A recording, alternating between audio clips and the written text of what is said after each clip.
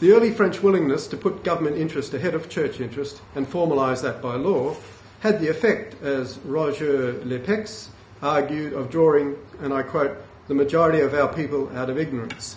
That quote is taken from the New Zealand Humanist and Rationalist of 2001, when he visited here. That effect, as I say, has not characterised any Australian or New Zealand government. The advantage of such a position is that it draws a line in the sand between government and religion politically, and in doing so sends a message to the populace about what government in principle is for. It is the Commonwealth, not church wealth. It also makes the point that in a democracy, government decides policy, not the churches. This is a point of view constitutional monarchists find unpalatable.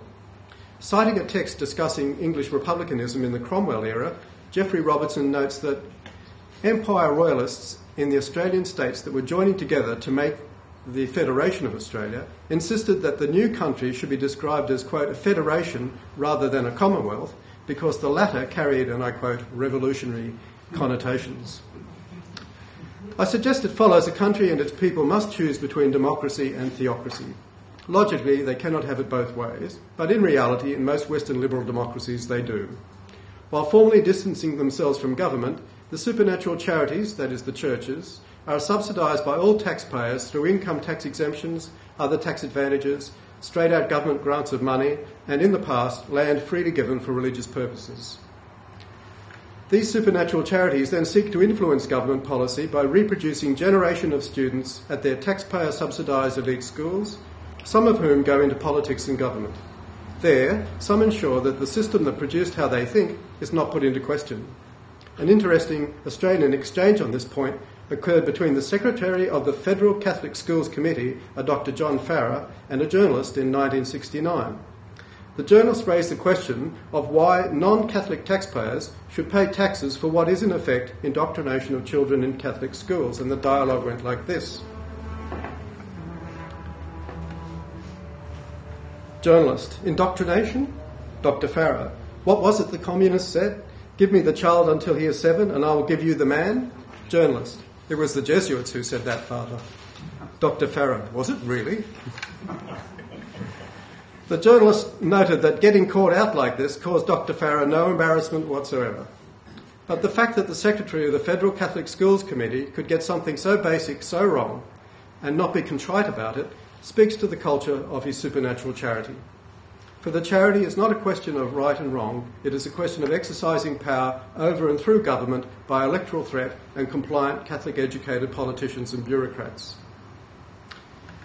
To conclude, we taxpayers today are like urban peasants, still subsidising the religious in the manner to which they are accustomed. Instead of la sauvage and le dîme, there are tax exemptions that apply generally. In Australia, there are income tax exemptions, capital gains tax exemptions, no income tax on unrelated commercial income, no rates payments on religious property, very generous fringe benefits, and so on. In fact, if you're a minister of religion in Australia, and it may also be the case here, you can take your entire income as a fringe benefit and pay no tax.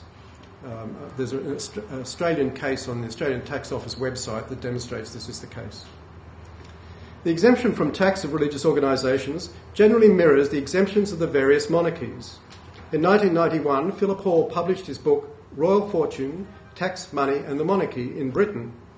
Referring to the monarch's exemption from tax, he said, quote, the very existence of this tax exemption was for as long as possible and until relatively recent kept secret, which demonstrates how little faith monarch and government had in its justification.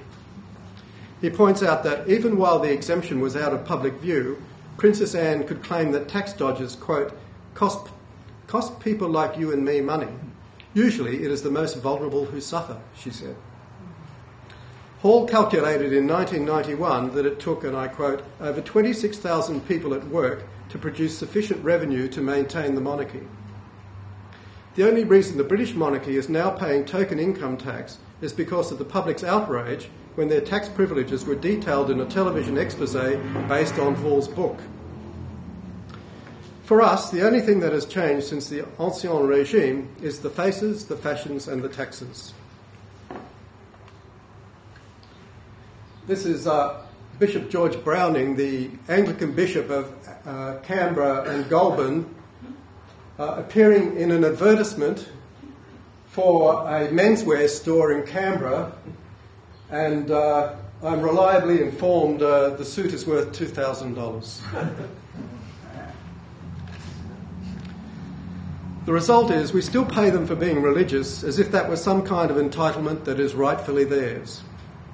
The monarchy might be gone in France, but elsewhere the monarchy, the supernatural charities, their functionaries and their tax breaks are still privileged from liberal democratic consolidated revenue.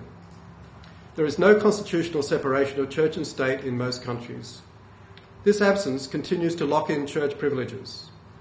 The French understood this 200 years ago, but since the Vichy regime especially, they seem to have forgotten it. The fact of the matter is, if you don't have a constitutional separation of church and state, which legally separates the powers of both, realised in practice through tax and charity legislation, you don't have it at all. Thank you.